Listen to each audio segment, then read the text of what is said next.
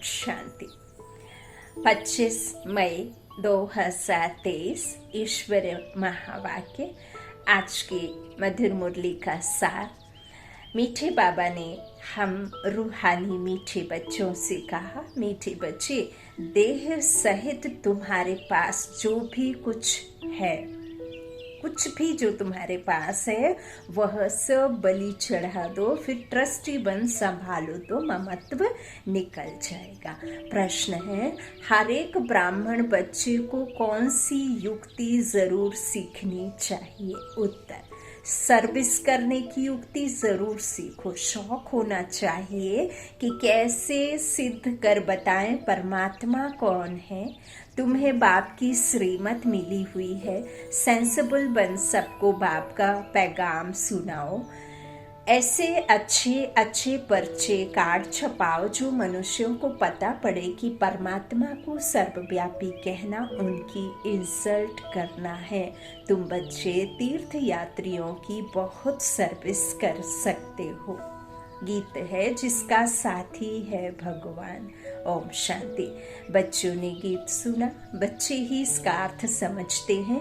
बाकी जिन्होंने गीत गाया वह इसका अर्थ कुछ भी नहीं समझते। ना उन्हों के साथ भगवान है, ना उन्हों को यह पता है कि भगवान कब आकर अपने बच्चों को स्वर्ग का वर्षा देते हैं। बाप ने ही आकर बच्चों को सम्मुख में अपना परिचय दिया है। वही बाप अब सम्मुख बैठे हैं और तुम सुनते हो।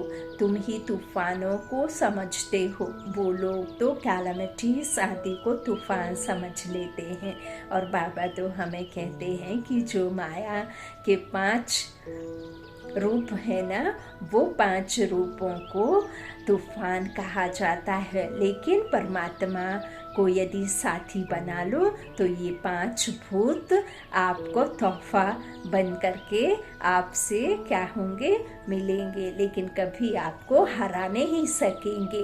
बाकी बाबा कहते हैं जिसका साथी है भगवान, इसका बाबा गीत का अर्थ बता रहे हैं। तो तूफानों को वो समझते हैं कि जो इधर उधर से प्राकृतिक आपदाएं आते हैं उसे तूफान समझते, लेकिन बाबा कहते हैं तुम बच्चे क्या करते हो? तुमको पता है कि यह 5 विकार रूपी माया के तूफान आते हैं, पुरुषार्थ में बहुत विघ्न डालती है, परंतु उसकी परवाह नहीं करनी चाहिए। सिर्फ बाबा को अच्छी रीति याद करने से ही तूफान उड़ जाते हैं। बादशाह का बच्चा होगा, उनको यह निश्चय होगा कि हमारा बाबा बादशाह है, इस बादशाही का मैं मालिक हूँ। नशा रहता है। तुम बच्चों में भी कोई को ऐसा पक्का निश्चय है और बाप को अपना बनाया है। अपना बनाना कोई मासी का घर नहीं है। बस मेरा तो एक शिव बाबा, दूसरा ना कोई। बहुत बच्चे इन बातों को समझते नहीं है, इसलिए माया के तूफान हैरान करते हैं और फिर बाप को ही छोड़ देते हैं।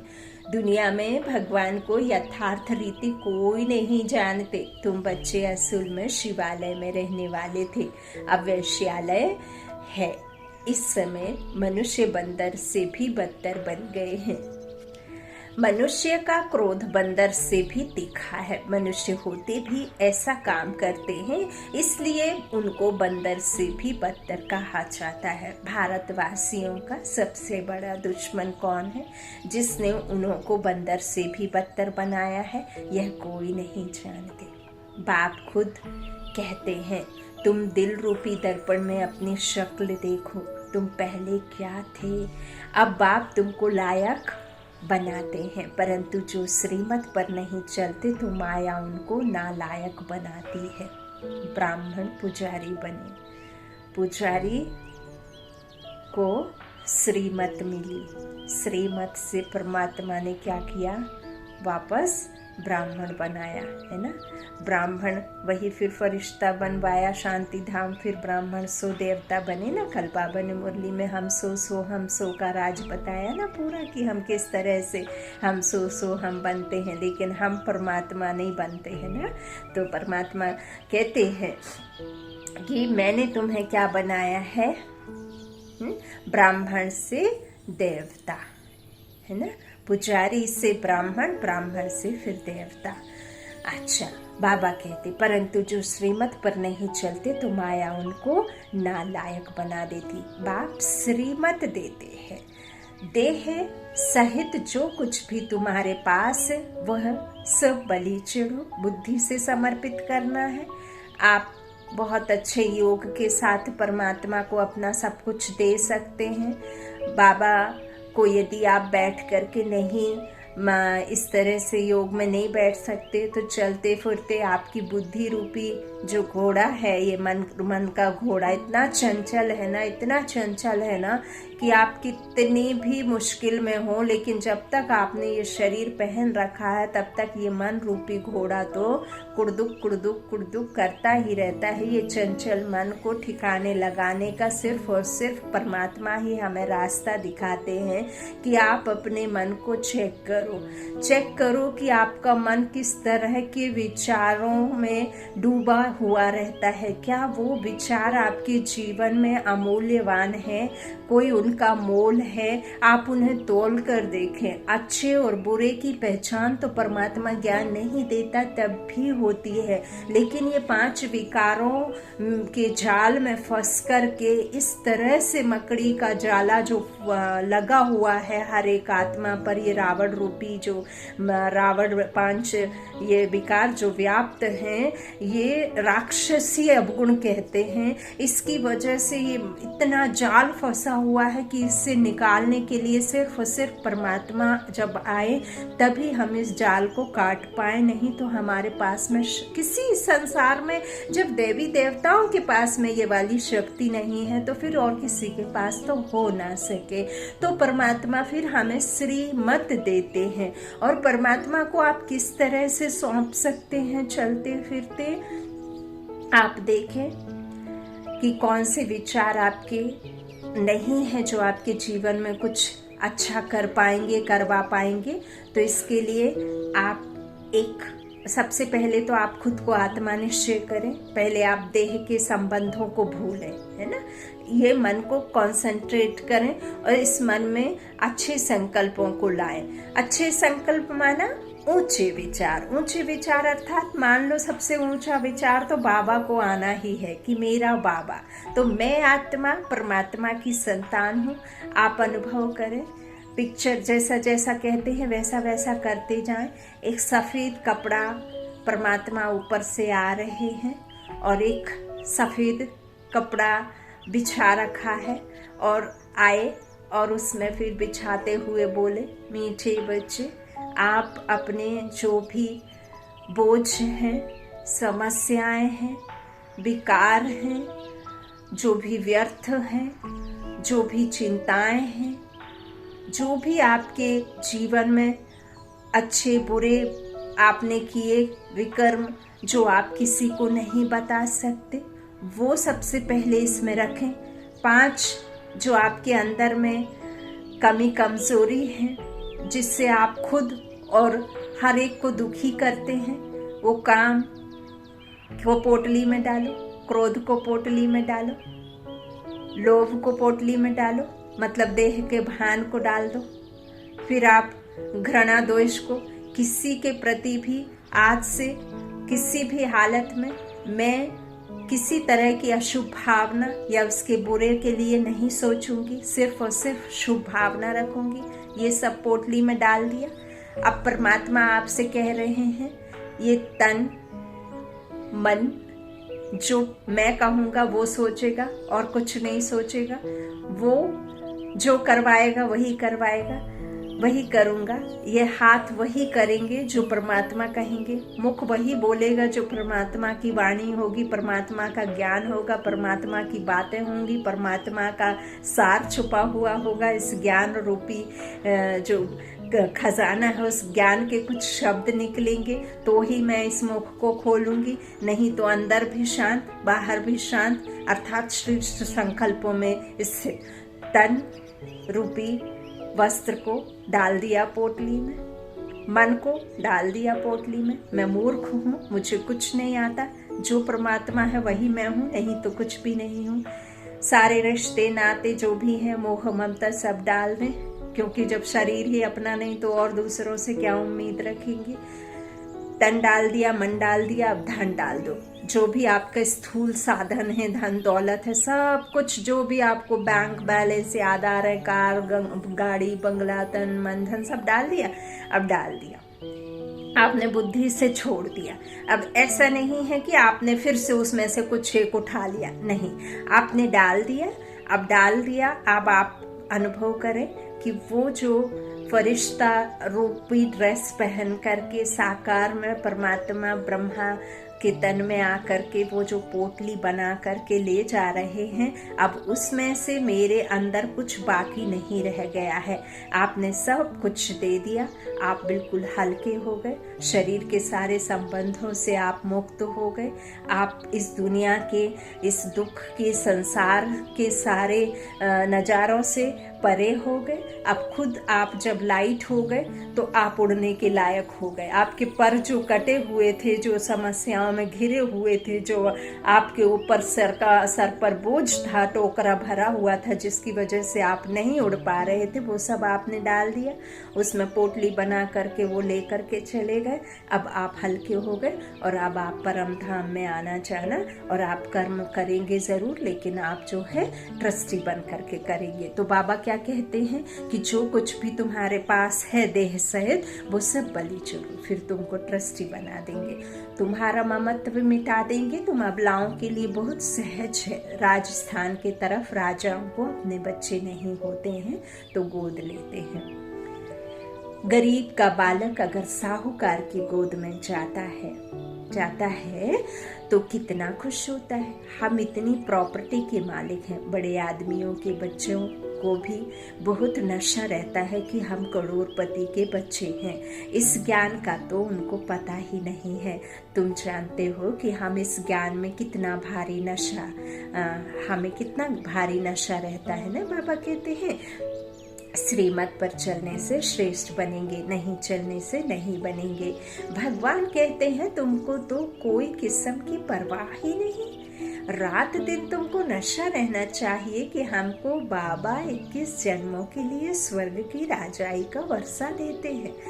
एक इंसान को कोई व्यक्ति यदि 5,000 रुपए भी देता है तो वो रात की नींद गंवा देता है। फिर मैं तो तुमको 21 जन्मों के लिए देता हूँ, तो इसे एहसास तो करो, मुझ परमात्मा की बात को महसूस तो करो और मेरी बात पर निश्चय तो रखो। तभी तो तुम निश्चिंत होंगे। निश्चय नहीं तो निश्चिंत नहीं। बाबा से संबंध नहीं तो याद नहीं, और याद नहीं तो आप जैसे हैं वैसे ही रहेंगे, है ना। अच्छा, तो बाबा कहते हैं 21 जन्मों के लिए राजाई का वर्षा देता हूँ। हम बाबा की संतान बने हैं। वास्तव में सब शिव बाबा की संतान है, परंतु अब शिव बाबा आकर प्रैक्टिकल में अपना बच्चा बनाते हैं। अभी तुम सम्मुख बैठे हो, जानते हो शिव बाबा हमको अपना बनाकर स्वर्ग के लायक बनाने लिए मत देते हैं कि बच्चे किसके नाम रूप में नहीं फंसना है। एक शिव बाबा का नाम रूप ही बुद्धि में रहना है। उनका नाम रूप ही मनुष्यों से न्यारा है। बाप कहते हैं तुम हमारे थे, निर्वाण धाम में रहने वाले थे। क्या तुम भूल गए हो कि हम आत्मा परम धाम, शांति धाम अथवा निर्वाण धाम की रहने वाली है। यहाँ मुसाफरी के लिए भेजा था और तुम तो भगवान बन बैठे। हमारा स्वधर्म शांत है। यह शरीर ऑर्गन्स काम करने के लिए है, नहीं तो पाठ कैसे बजाएंगे। हम आत्मा निराकारी दुनिया की रहवासी हैं। एक दुनिया ये है जहाँ मनुष्य तन को लेकर के इस संसार में पाठ बजाते हैं, और एक वो संसार है जहाँ आत्माएं रहती हैं। तो बाबा कहते हैं तुम उस निराकारी दुनिया की रहवासी हो। यह बिल्कुल नहीं जानते। यह सब बातें मनुष्य ही जानेंगे, जानवर थोड़े ही जानेंगे। कई फिर जानवरों को लेकर बैठ जाते हैं। परमात्मा को सर्वव्यापी कह दिया है तो खुद को भी तो भूल गए हैं कि हम आत्मा हैं। माया ने ऐसा भूल बना दिया है कि कुछ भी याद नहीं है, ना खुद के नाम को, ना देश को, ना काल को, ना रूप को, ना उसको जो हमारा था सब कुछ हम भूल गए और जो हमारा नहीं है सिर्फ उसे ही हमने याद रखा। भूल भुलैया का है ना खेल। बाबा कहते जानवर को थोड़ी बताएंगे, तुमको ही जानना है ना, तो परमात्मा को सर्वव्यापी कह दिया है, इस वजह से खुद को भूल गए हैं। हम आत्मा हैं। कहते हैं क्राइस्ट को, इब्राहिम को परम पिता परमात्मा ने भेजा तो जरूर कोई बाप है भेजने वाला। यह तो तुम जानते हो कि ड्रामा अनुसार हर एक आता रहता है, भेजने करने का तो सवाल ही नहीं उठता। इस समय मनुष्य अज्ञान अंधेरे में है, ना बाप को ना अपने को ना रचना को जानते हैं। मैं आत्मा हूँ, यह शरीर अलग है। मैं कहने वाली मैं आत्मा और शरीर से अलग हूँ, इसीलिए कहते हैं देह अंत हुआ है ना। तो बाबा कहते हैं देह का अंत होता है, आत्मा अविनाशी है, अमर है, अजर है ना, सत्य चित्त आनंद बाबा कहते हैं ना। तो लेकिन आत्मा पाठ बचाते बचाते गंदी हो जाती है ना। और इसीलिए तो पाठ बजाते बजाते इतनी घिस-पिट जाती है कि उसमें वो बल ही खत्म हो जाता है। जिस बल से वो आई थी उस बल को खत्म कर देती, तो अब परमात्मा वापस वो बल भरने आए हैं। बाबा कहते हैं इस तरह से तुम दो अलग अलग हो। हम आत्मा वहां से आए हैं, यह सब बातें बाबा ही याद दिलाते हैं और बाप कहते हैं सभी को याद दिलाओ। तुम्हारा निमंत्रण बहुत अच्छा छपा हुआ है, शिव का चित्र भी है। यह बाबा, यह लक्ष्मी नारायण है, वर्षा चित्र है ना इसमें। ऊपर में शिव बाबा, फिर नीचे में लक्ष्मी नारायण, और एक तरफ तो शिव बाबा ने क्या किया है ना, वर्षा, इनको ऐसा बनाया ना। और इस तरफ फिर बाबा ने एक ब्रह्मा और विष्णु और शंकर, ऊपर में शिव, जिसमें भक्ति में ये शिव को क्या कर दिया है, आउट कर दिया है ना। जिसके ये संसार की रचना जिन्होंने की है, जो रचता है उसको भगा दिया। ये रचना किसने रची? परमात्मा ने रची ना, त्रिमूर्ति कहते हैं ना। तो इनको रचा किसने आकर? इन्होंने आकर। तो ब्रह्मा के द्वारा स्थापना का कार्य हो रहा है, विष्णु के द्वारा पालना और शंकर के द्वारा विनाश, और यहाँ फिर इन्होंने ही इनको ऐसा बनाया। तो अभी बन रहे हैं ब्रह्मा, है ना। तो इस तरह बाबा कहते कितना अच्छा बना हुआ है कि ऊपर परम पिता परमात्मा से आकर लक्ष्मी नारायण जैसा बनने का वर्षा लो। यह चित्र में शिव का चित्र भी है, यह बाबा लक्ष्मी नारायण है, वर्षा। तो लिखा हुआ है परम पिता परमात्मा से आकर लक्ष्मी नारायण जैसे बनने का वर्षा लो।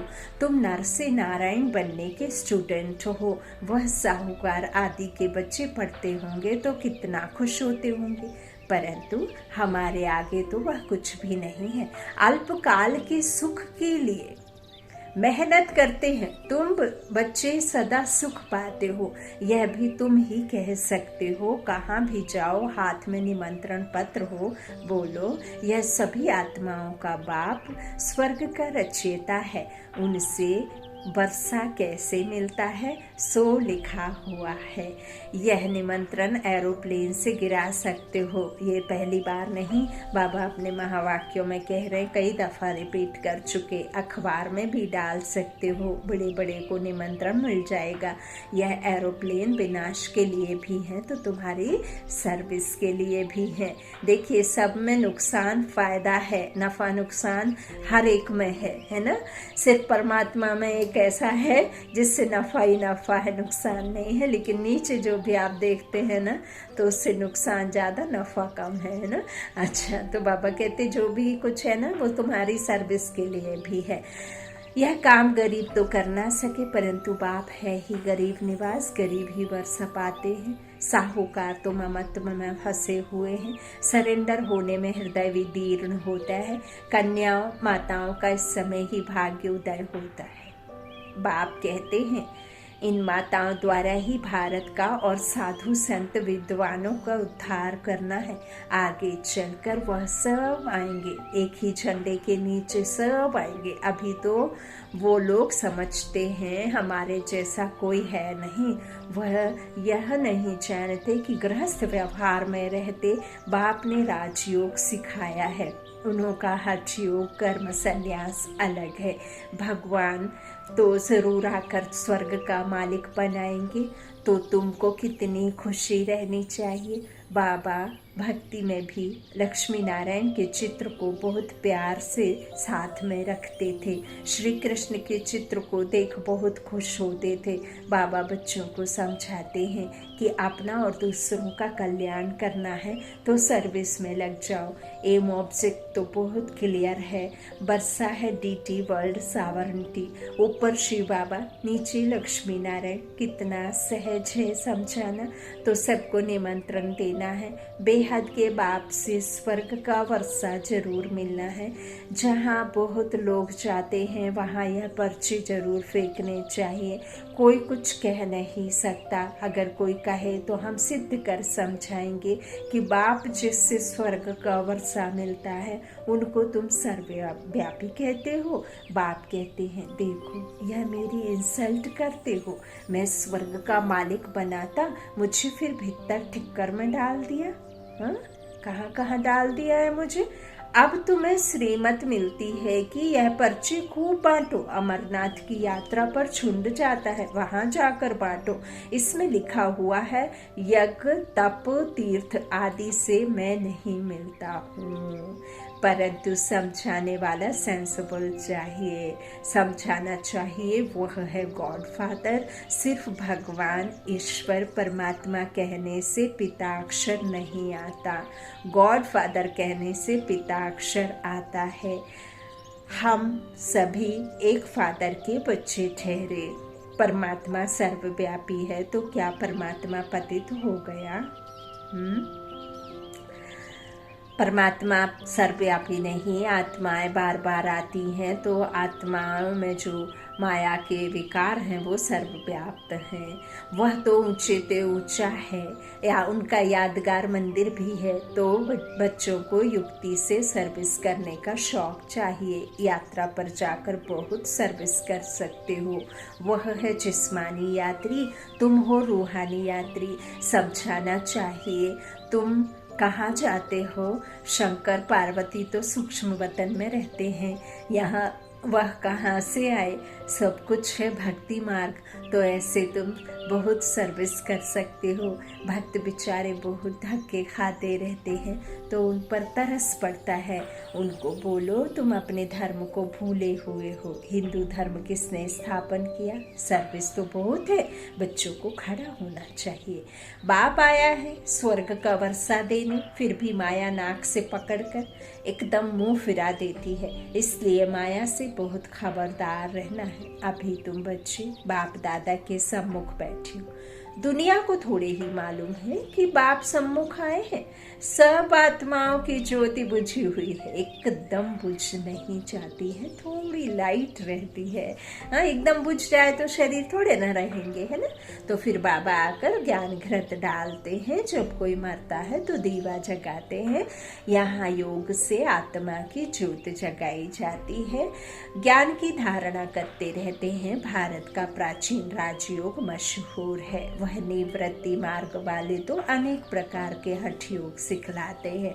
फायदा कुछ भी नहीं, नीचे गिरते ही जाते हैं। सिवाय योगेश्वर के कोई योग सिखला ना सके। योग सिखलाने वाला है ईश्वर, वह है निराकार। बाप कहते हैं तुमको अब योग सिखला रहा हूँ। अब तुम्हारा 84 का पाठ पूरा हुआ। कोई के 84 जन्म, कोई के 60, कोई के 1-2 भी होते हैं। कोई के जन्म फिर बाबा कहते 1-2 भी होते। तुम बच्चों को खूब सर्विस करनी है। भारत ही हेवन था, गॉड गॉडेस का राज्य था। यह बातें तुम्हारे सिवाय कोई समझा न सके। गाली भी तुमको खानी पड़ती है। बाबा गाली खाएंगे तो क्या बच्चे नहीं खाएंगे? सितम सहन करेंगे। यह भी ड्रामा में नोंद है। किसी भी ऐसे बाबा कहते फिर भी जो हो रहा है फिर भी ऐसे ही होगा। अभी तुम बच्चों को पारस बुद्धि बनाता हूँ। ऐसे बाप को बहुत याद करना चाहिए जो विश्व का मालिक बनाते हैं। कहते हैं बच्चे जीते रहो, स्वर्ग का राज्य लो। ऐसे मीठे मीठे बाप को तुम याद नहीं कर सकते हो। याद से ही विकर्म विनाश होंगे। रहा हुआ पापों का खाता यहाँ चुकतू करना है। अगर योग नहीं लगाएंगे तो सजा खानी पड़ेगी। उस समय बाबा साक्षात्कार भी कराते हैं, तुम हमारे बनकर फिर फारकती दे, तुम ट्रैक्टर बन गए। तुमने शुरुआत में साक्षात्कार भी किया है। अच्छा, मीठे मीठे सीखिला दे सदा सलामत बच्चों को माता पिता का याद प्यार और गुड मॉर्निंग। बच्चों को समझना है कि हम यह शरीर छोड़ स्वीट होम में जाएंगे।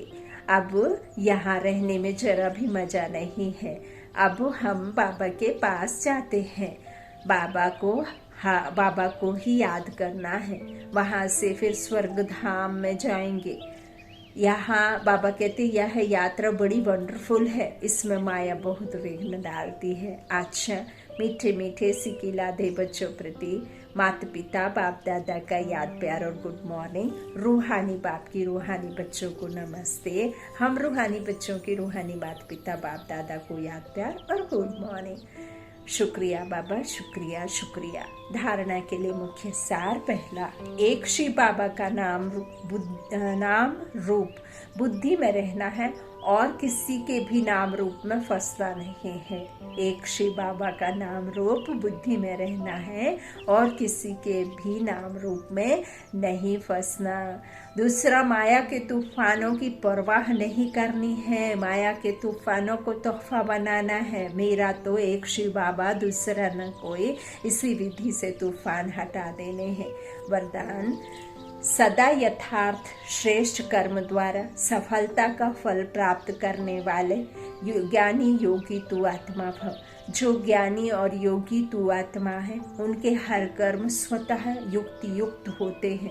युक्ति युक्त अर्थात सदा यथार्थ श्रेष्ठ कर्म।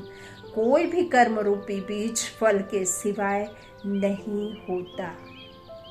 जो युक्ति युक्त होगा वह जिस समय जो संकल्प, वाणी या कर्म चाहे वह कर सकेगा। उनके संकल्प भी युक्ति युक्त होंगे। ऐसे नहीं यह करना नहीं चाहता था, हो गया। सोचना नहीं था, सोच लिया। राजयुक्त योग युक्त की निशानी है ही युक्ति युक्त। बाजार जाकर सामान पूरा बाजार नहीं उठा लाते हैं, जाते हैं जो आपके रसोई में इम्पोर्टेंट है वो लेकर के आते हैं। सबसे पहले आप नमक, हल्दी, धनिया, राइस, आटा, दाल, ये आपके लिए इम्पोर्टेंट है, तो वही सबसे पहले आप उठा करके लाते हैं। फिर सेकेंडरी थिंग है, मिल्क हो गया, टी पाउडर हो गया, शुगर हो गई, ये सेकेंडरी में चला जाता है, क्योंकि सबसे इम्पोर्टेंट जो है वो उठा करके लाते।